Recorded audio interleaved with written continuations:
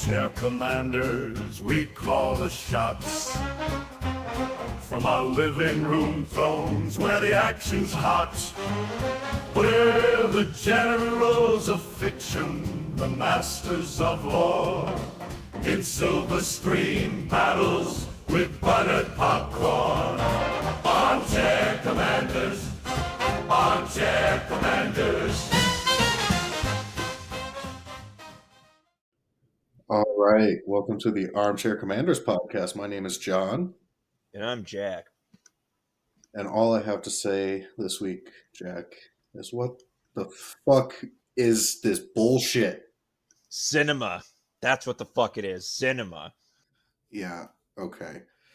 So this week, we're reviewing a short film, or a feature film, called Kung Fury. It's produced in Sweden. Jack, would you like to give a synopsis? Because I'm sure nobody else who listens to this show has ever seen this fucking nonsense. Well, it's the true story about how Hitler came back and tried to overthrow our democracy. But it was stopped by a brave hero named Kung Fury. It's Officer Kung Fury. Truly, it's a fucking amazing movie. For as much shit as I'm giving you, I will say it is actually a good movie, and it's not a good movie in the traditional sense where like it's a good story and it has like great cinematography and there's terrific character development and awesome acting skills, things that generally make movies good. This film is purposely a parody, and it perfectly encapsulates the whole, like, it encapsulates the decade of the 1980s perfectly as far as media goes. And I don't know what you think about that. Yeah, as someone who wasn't from the 80s, it perfectly captures the feeling. So here's the thing about like not being from the 80s. Like, even though neither you or I were born or lived through the 80s, I would say we were both pretty heavily influenced by 80s media. Because like as kids growing up, like, like my parents, they grew up 70s, 80s. So a lot of the media I consumed as a child was stuff that they liked, which was the stuff that they grew up with. It's the same reason that like I'm also perpetually an old man, because I spent so much time hanging out with my grandfather, and when I was with him, what we watched was shit from the 40s and 50s. So like even though we're not 80s kids per se, like a lot of our, initial pop culture upbringing is from the 80s. Yeah, true. So Jack, The Kung Fury. that was the first time I actually laughed in this movie, which probably puts it at like the 5 or 6 minute mark, because it's only like a 35-minute film. But yeah, Adolf Hitler wanted to be the basis of the prophecy himself, to become the Kung Fuhrer. I'm like, what the fuck? Did you see the trailer? No, I didn't watch the trailer. You sent me what you wanted to watch, and I just blindly agreed to it because I was like, fuck it, I'm tired of arguing with you over what is and is not a war movie anymore. So I was like, fuck it, let's roll the dice and let's just go for it.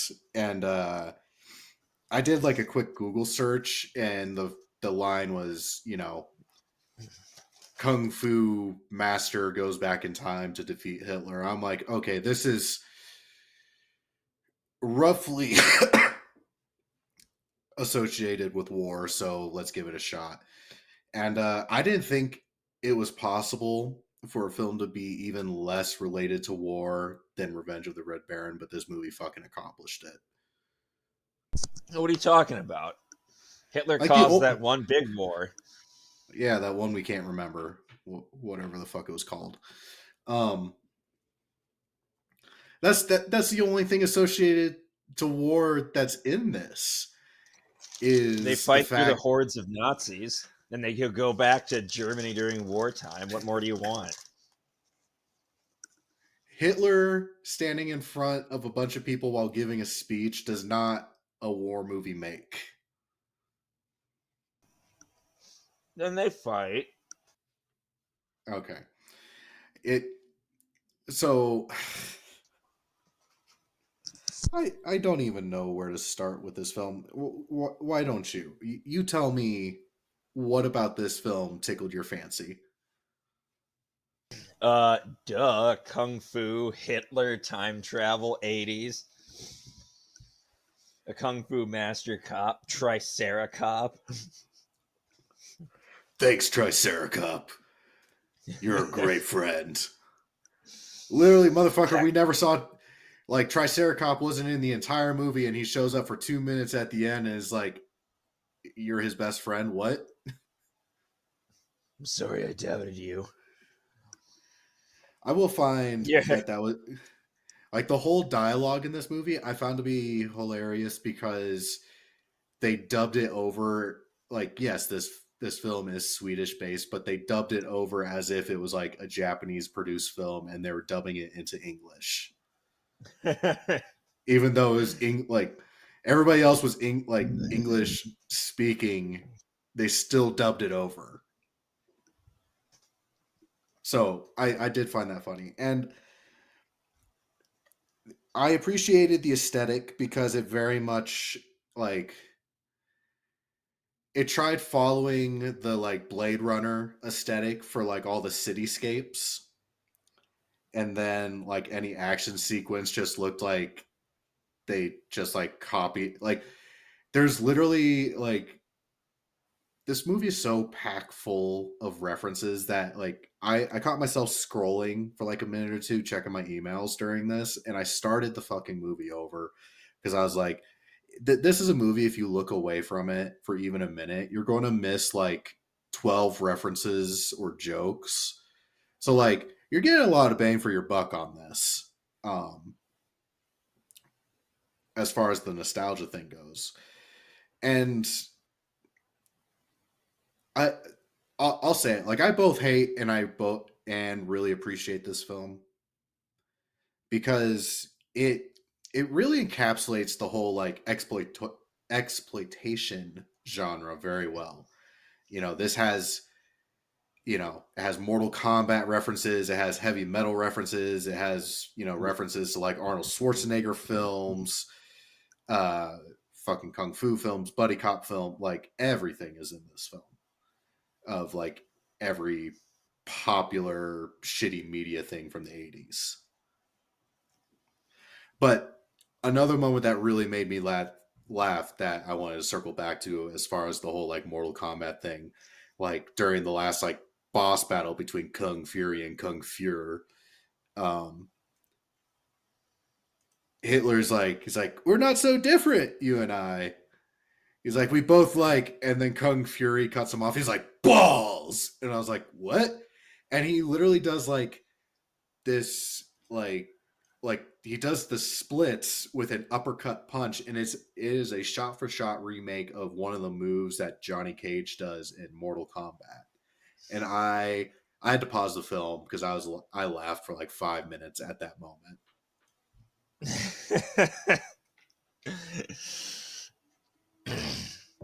I think my favorite line in this entire movie was towards the end when he destroys the Nazi arcade machine and he sees a swastika on it. Wait a minute. I've seen this symbol before. Yeah, no shit. I love how You're in the Right. Viking Age. Viking Age? That explains the laser raptors. She can help you. What's her name? Katana. Really, motherfucker? Yeah, they liked Mortal Kombat. I can give you a lift to Asgard. On what? Fucking T-Rex. Why do the Vikings have miniguns? Because it's the Viking Age. Oh yes, I forgot the primary weapon of the Vikings was the machine gun. Um, how silly of me. Yeah, I dummy. I will say I was genuinely when I saw the runtime on this to begin with, it's like 30-35 minutes. I wasn't sure how they were going to accomplish the storyline that they gave in the little info box with that short of amount of time. But they did it. Like, for being so full of bullshit, this movie does not waste a single minute of progressing the story, like It ever. just comes at you. Yeah, this movie is just like it is nonstop. It is never slow. Like it is quick paced. It moves on to the next thing it's working on. So I'll give it some props for that. It accomplishes a lot for its short runtime. Kills that guy and takes his 80s mobile phone. Is this a place? Yeah. Fuck you! Shoots through the phone. Kung Fury, what are you going to do? My job. Uh, I They really like actually. to or continue. Mm, go ahead, I'm eating. No, continue your thought. I love that they got David Hasselhoff for this. David Hasselhoff really will do anything these days. Apparently, they showed him the trailer, and he got 6 seconds in before he stood up and said, "I'll do it."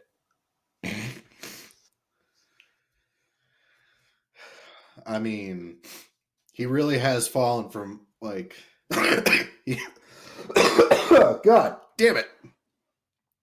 Um Come on now, he ended the Cold War. yeah. He's really fallen from grace since his appearance in the SpongeBob movie. David Hasselhoff. Climb aboard. Oh, Hoff 9000, you son of a bitch. I gotta say, I really want like a behind. I'm going to try and look for it, but I want to see like a behind the scenes shooting of this because like obviously this is very green screen heavy, and I just want to know what the set looks like when they're filming all of this because it must have been difficult to like for the actors to imagine all the bullshit that's around them. Yeah, the apparently the main actor is also the main character. The director is also the main character, and apparently he did a lot of his own stunts. Well, they didn't have hardly anything for a budget. Six Did hundred you, thousand. yeah, did you know this was a Kickstarter film? Yep.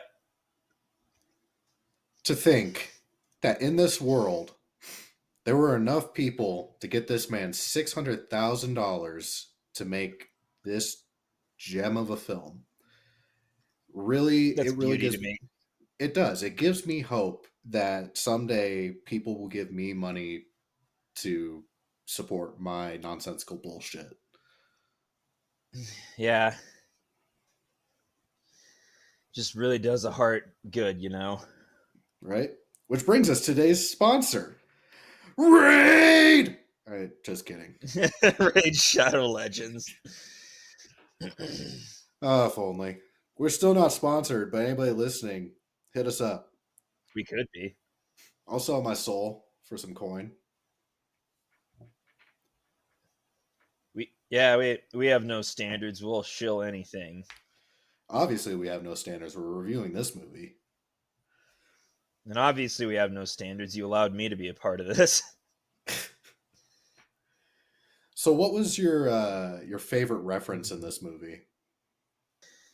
Probably the origin story of how he got the powers. That I was was struck by lightning and also bit by a cobra. And then he like had a hallucination where he saw the Shaolin temple. and became a kung fu So master. dumb. Yeah. I gotta And I say don't think that, it's a reference. or I continue. don't think it's a reference to any one thing in particular. It's just all these cliched kung fu origins. Yeah, absolutely. I I was reading some reviews of this after I watched it, and I saw one person make the comment. They're like, "This movie is what the Avengers would have been if it was made in the '90s." The And Avengers. yeah, just like this is my backstory. Fuck you, don't question it. I will say during that like origin story thing, I did say like this movie has over the top violence, which I love to a degree. But there was one moment that made me say like, "Holy fuck!" And that's when Kung Fury is with his partner, and like they go to arrest another kung fu master, and the kung fu master cuts his partner in half, and like he just looks like a split hot dog that like separates down the middle. And I was like, God And damn. his tongue wags. You're like a father to me. I work alone.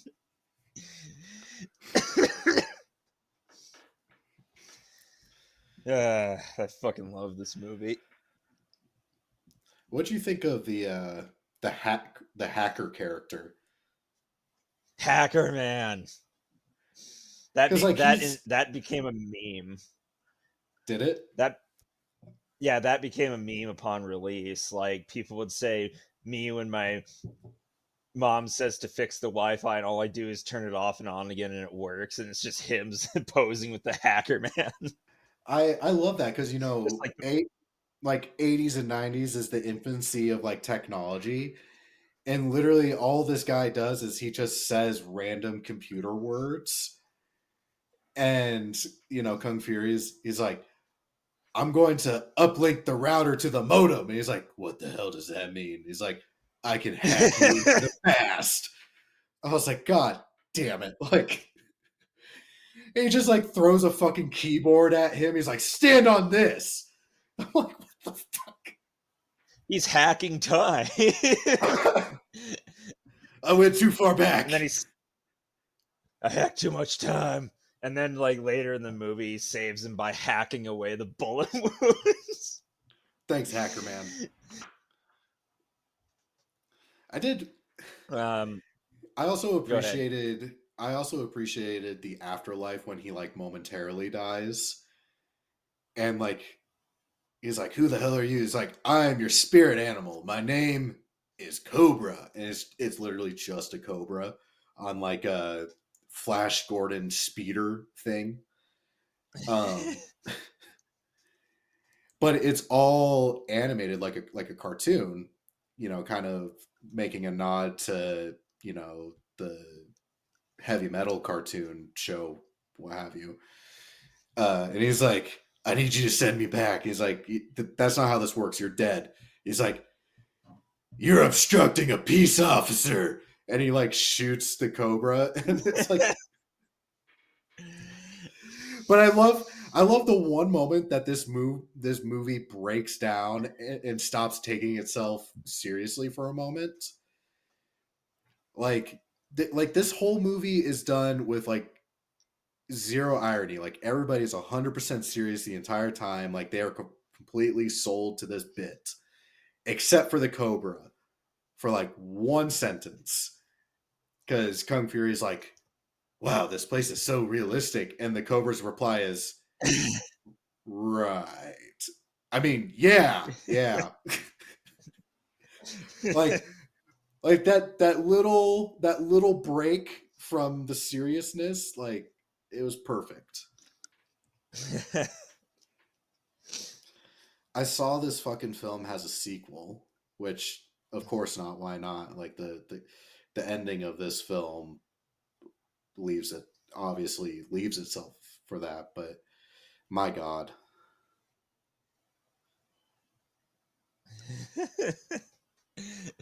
if Oh I man, don't I'm still see waiting on the sequel. if I don't see Adolf Hitler wearing like a Michael Jackson leather, tracksuit that he wears from the Thriller video, it's a failure.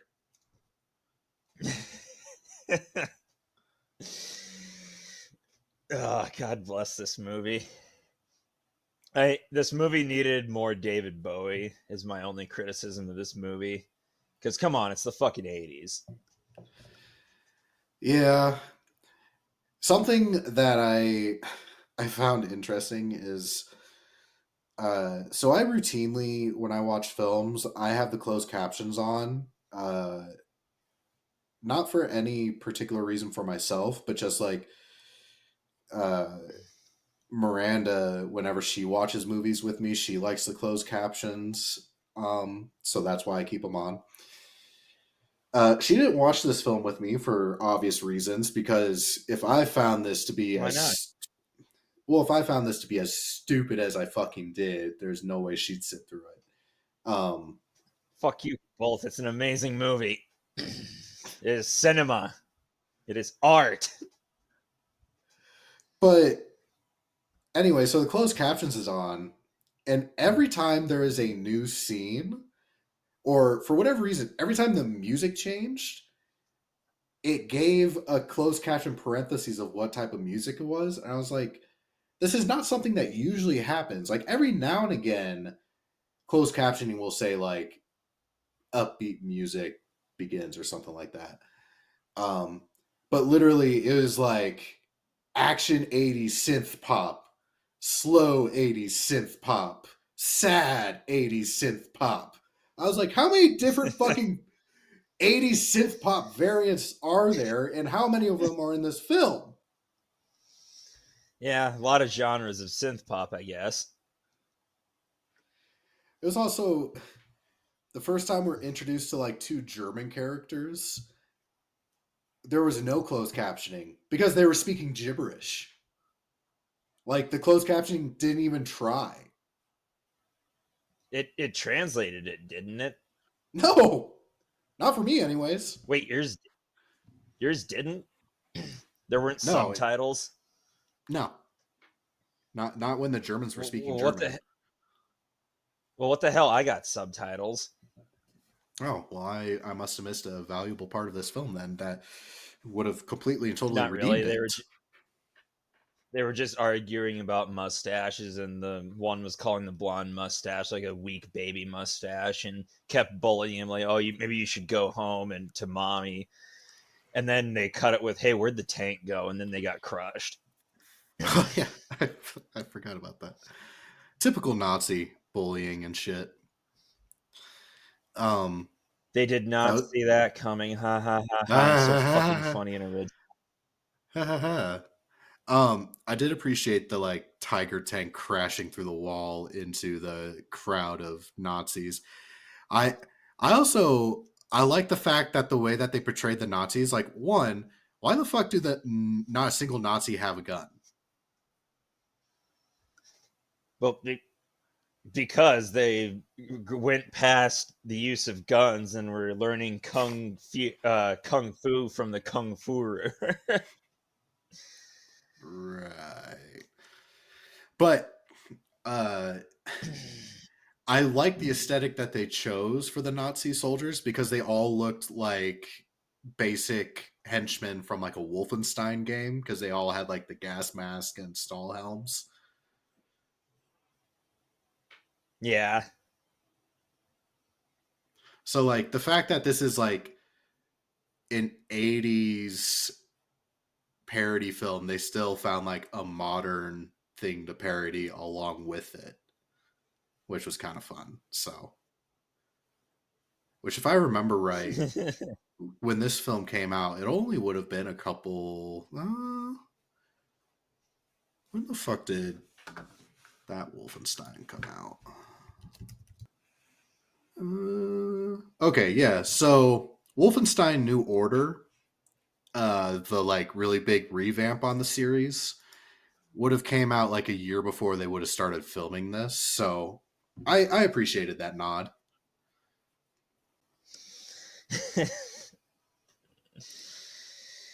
Just the whole concept of this movie, man,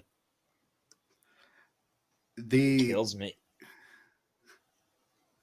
kung fu kills you. Um, I will say I loved the battle sequence of Kung Fury versus the Nazi troops, because it was like 3 minutes straight of just like one after another violent death.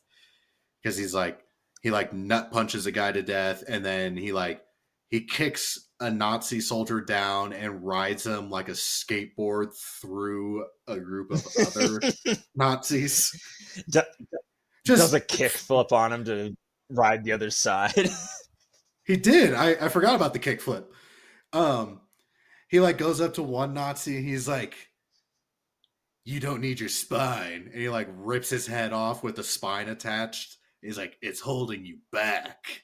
I was like, "God damn it!"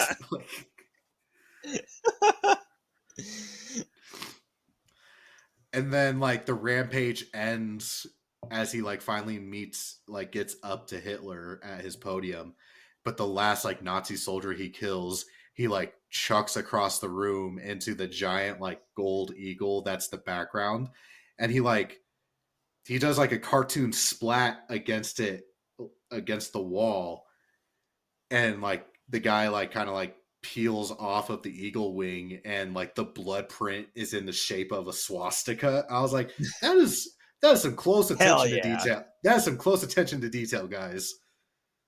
It's even in red too.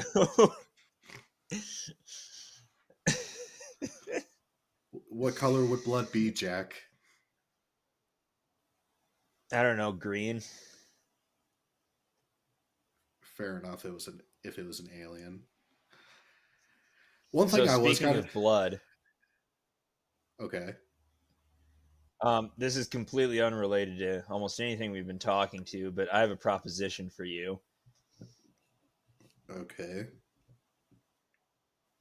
How familiar are you with the Indiana Jones franchises? I've seen all but the last one, the most recent one that came out.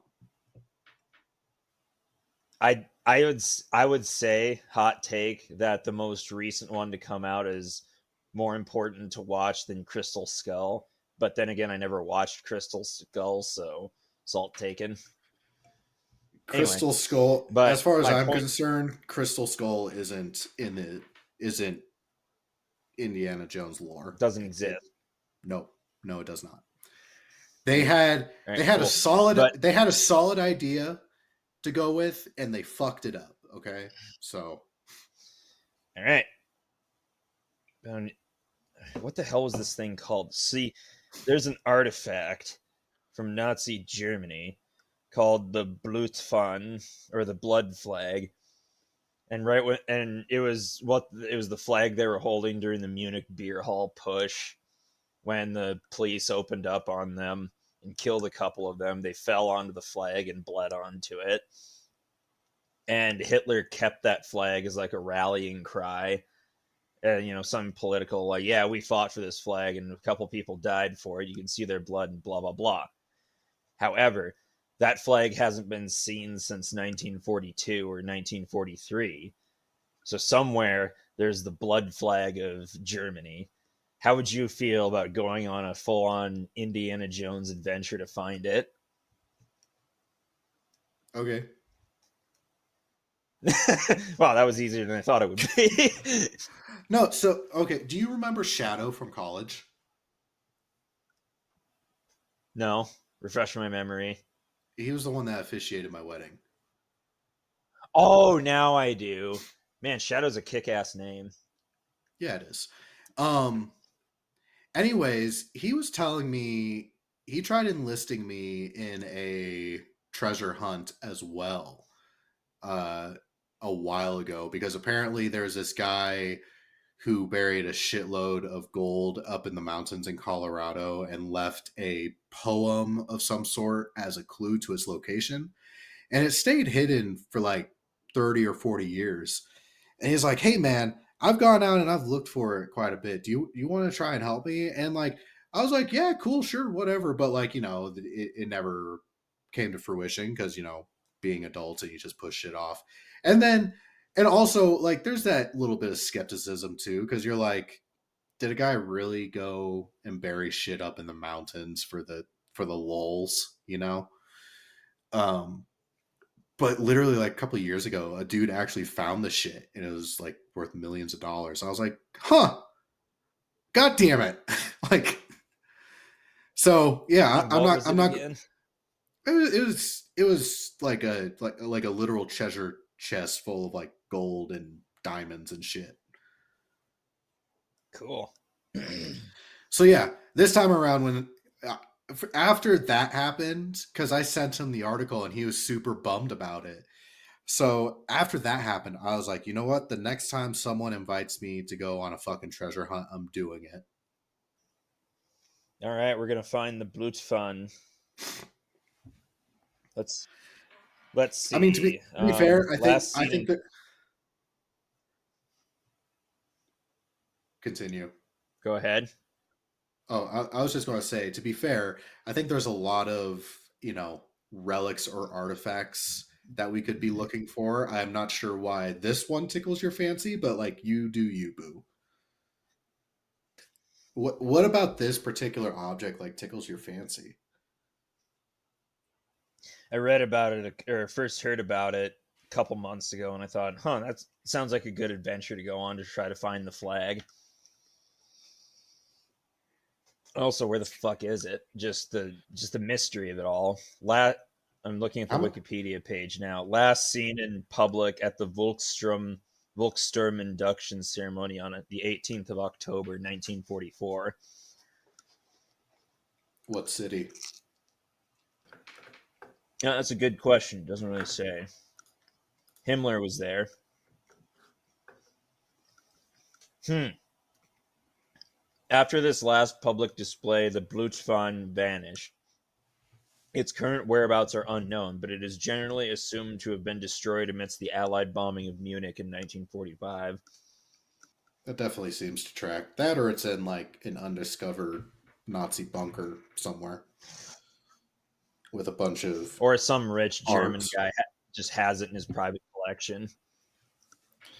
I think the problem with an object like that is how do you prove that that is like the blood flag? Ugh. Cross referencing it with existing pictures. Yeah, but I mean, how many Nazi flags are there that's covered in blood? I mean, it's got to be more than a few. But with that exact pattern of blood smears, and whatnot. You know what we should look for is the Spear of I'm Destiny. sure they can do some spear of Longinus. Because apparently the Nazis had it Hell last. yeah, if we right, and the war went swimmingly for them with it. Right. Why do Nazis have to ruin so many things? That's right, like the toothbrush mustache. That was a solid hairstyle choice until he had to go and ruin it. You know what? I'm glad that Kung Fury went back in time to kill the Kung Fuhrer. So we can bring the swastika back into style, right? No, it is permanently ruined. We're Damn. I found it actually kind of interesting. I saw this video the other day where, it was like a typical, you know, TikTok bullshit type video where, the whoever's making the video like goes up to random people on the street and is like, "Hey, do you know what this is?" and shows them a picture and they're like, "I don't know, but like it's like that Tonight Show gag where it's like people don't know that like Texas is a state kind of bullshit.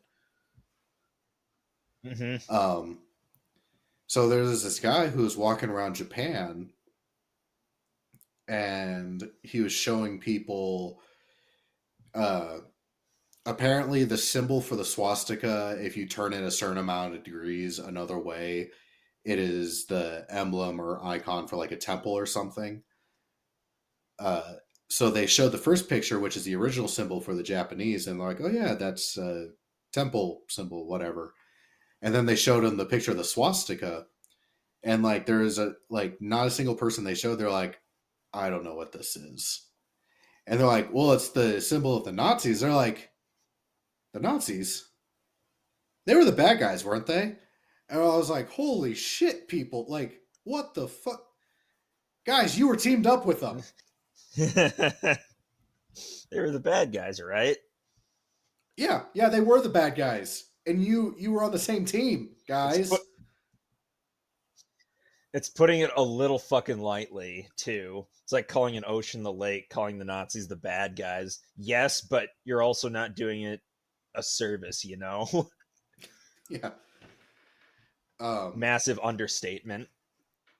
but yeah, I don't, or at least I hope to God we don't. I so that moment in Kung Fury where he sees the swastika on the side of the fucking arcade machine robot thing, and it's like, that looks familiar. I was like, my God, if this actually becomes like a thing where people don't understand this shit, like I don't want to live on this planet anymore. But It's an it ancient esoteric symbol. it actually kind of brings up an interesting point. I was listening. You're familiar with Dan Carlin, right? Yep. The History I, Underground podcast, right? Hardcore history. History Underground was JD. Um, Ah, right.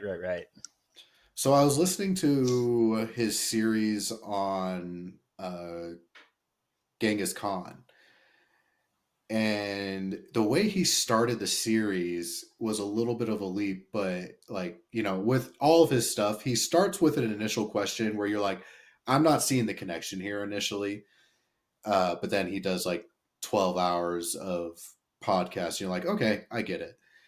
Um, but he did a compare and contrast. He's like, how long do you think it will take before Adolf Hitler is viewed the way we see Genghis Khan? Because like today, we are, however many 100 plus generations removed, or dozen, whatever. We are a significant time period removed from Genghis Khan. We see him as like, yeah, he was a guy that conquered like half the world. He did a lot of terrible things, but like on the daily, if you hear the word Genghis Khan, you kind of like, yeah, he conquered a shitload of stuff. Versus like our interpretation of Hitler today Yeah. is like he's the most evil mass murderer of all time, and it's like how many years or generations do we have to be removed from Hitler before we view him the way we view Genghis Khan? Because Genghis Khan of his time was the equivalent of Hitler. I don't know, just a little thought experiment that. Yeah, there's people still alive that both served under him and fought him. Grandpappy. Fuck, there's a couple people that met him that are still alive. It's crazy to think about. I actually found Ugh. this is gonna sound really bad, but I fell down a Hitler hole of just like reading about him and his cohorts on Wikipedia a couple days ago instead of actually, working. But one of Find the anything. people that met Hitler was like the daughter of a high ranking SS official that met him when she was like 5 or 6. And now she's the leader of like the Green Party in Germany or something. Maybe we don't let her be involved in politics. She herself wasn't a member, in her defense. Don't care. You met Hitler? Off the list. Don't get to be a politician. Just playing it safe, my guy. I don't know, man. But there's also this like 100-year-old guy who was an ardent Nazi supporter, and I think he commanded a tank on the Eastern Front or something. Somehow survived, and then proceeded to not apologize for anything during the war and remained an ardent Nazi supporter. And no one really did anything about it. He organized several veteran meetings in Austria and Germany for that side. But to prove how fucking sorry he was, he joined the British Army as a tanker and then like, taught them his tricks. And he's still alive today.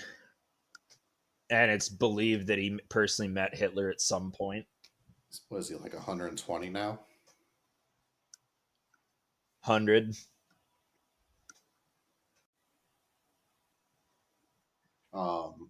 Like Hitler's secretary, she was alive up until like the early 2000s. Yeah, the last confirmed person in the Fuhrer bunker during the last days was, well, he died in 2013. We should review Downfall sometime soon. That's what I was thinking.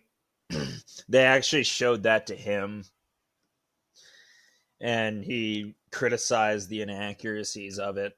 Like Hitler never had a full blown screaming meltdown like he does. In the movie. Bull fucking shit! Oh yeah, You're going to tell me Meth Head McGee didn't throw himself a little temper tantrum like 2 days before losing the goddamn war and blowing his brains out? Eat my dick, Nazi fuck. according to him, he was more despondent than anything because, well, you know, his entire world is and life is crashing down. Okay, well, I will reiterate my point to 110 whatever Nazi fuck to eat my dick. I'm not interested in his opinion on the historical accuracy of that film. Hold on, I'm trying to find who it was. Rakas Mish, maybe? Yeah, I think it was him. It sounds like a Nazi name. Duruntergang.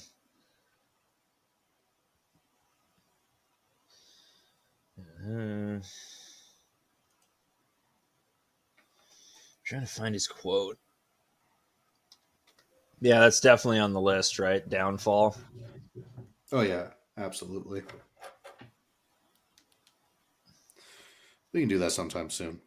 In a 2005 interview, Mish called Downfall Americanized while comparing what happened in the film to what happened in real life, stating that although it portrayed the important facts accurately, it exaggerated other details for dramatic effect, such as the film's characters screaming and shouting when, in his recollection, most people in the bunker spoke quietly. Oh. In the interview, he also expressed some skepticism regarding Hitler's role in Nazi atrocities. He also opined that neo-Nazis did not exist, but were rather just patriotic people. Okay, whatever, man. And here's another thing, an important thing I learned. Do you know that private conversation that was recorded between Hitler and that Finnish government leader? That's the only recording we have of him speaking normally. Yeah. But anyway, after listening to the 11-minute recording of Hitler in private conversation with Finnish Field Marshal Carl Gustaf Emil Mannerheim, Mish opined, "He is speaking normally, but I'm having problems with the tone. The intonation isn't quite right. Sometimes it seems okay, but at other points not. I have the feeling it's someone mimicking Hitler. It really sounds as if someone is mimicking him." But then again, it was a kind of a shitty recording. Really going to try and mimic a relatively unimportant conversation. Yeah, right. But if there was going to be a conversation that people were going to fake, maybe it would be, something that would incriminate or implicate him in his crimes that he 100% absolutely did. That our fun little Nazi friend here is trying to say he wasn't actually a part of. So I will reiterate this a third time. Mr. Nazi guy can go fuck himself, and I'm not interested in his opinion. Yeah, fuck that guy. But Anywho, at any rate, you think it's time to go to Rotten Tomatoes? well, what are you drinking first? Actually, no. What are you drinking? Nah. I'm drinking a mellow yellow. I'm drinking a mellow yellow and a Budweiser, even though it's noon. Yeah. How about you? Because it's my one day off this week, I have already started my drinking for the day. My goal is I'm going to get plastered later or throughout this day because later this evening I'm going to go watch 1999's The Mummy because it's the 25th anniversary Hell yeah. of its release, and AMC Theaters is doing a screening this weekend. So I'm going to go Hell yeah. watch. I'm going to go watch Brendan Fraser kill some mummies and be very intoxicated for it. So my first drink of the day is by a local brewery here in Denver. It's called Great Divide. And because what speaks more to the accuracy of a Swedish kung fu movie about killing Hitler than a Colorado beer company making a Japanese lager? And it's just called Samurai. Because why not? Huh. It's pretty decent. Yeah, why not? Anyways, I think it's time we rate this thing. Of course. I'm trying to think. Time phones. 1 to 5 time phones. Not laser raptors. Hell, maybe laser raptors. Fine, laser raptors. You know what? No, I like time phones. Let's do time phones. Because nothing Right. screams the 80s like giving your phone number to a Viking lady warrior and handing her a telephone that she can't use to call you with. So 1 to 5 time phones. I say this is 5 time phones out of 5. Okay. How come? Because fuck you, this movie's awesome. That's why.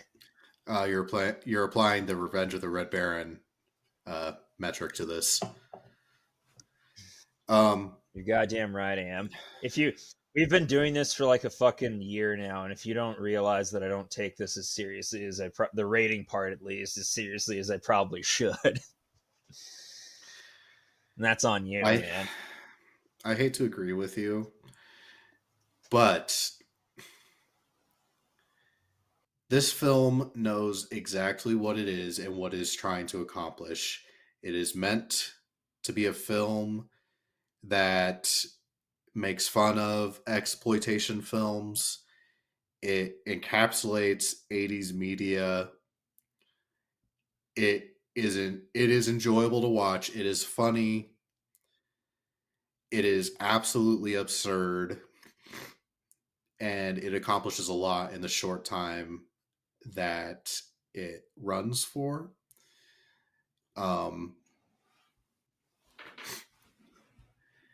It's only like the only reason I say it's bad or give it shit is because of how absurdly stupid it is. But for what it is and what it accomplishes, I have to agree with you. This is a 5-time telephone film. So, I didn't quite hear you there. Could you say it a bit louder? It's a 5 fucking telephone film. God damn it! There we go. Was that so hard? Anyway, yes, it so was. there is no official Tomometer score, but there is an audience score, and it's 86%. No, it should be higher than that. Yeah. Sure. Should be higher whatever. than that, in my opinion. We'll Whatever. take it up with the fucking Aspen Film Festival.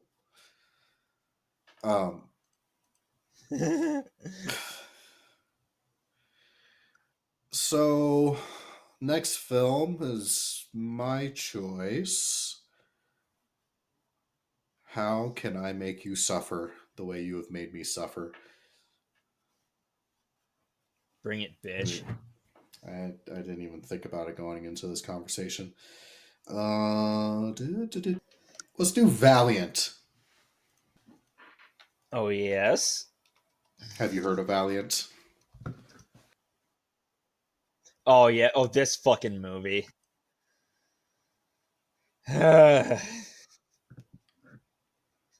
What have I ever done to you? 2 words. Kung Fury. This is a more watchable movie than this shit. At least it's only an hour and 15 minutes. Basically nothing.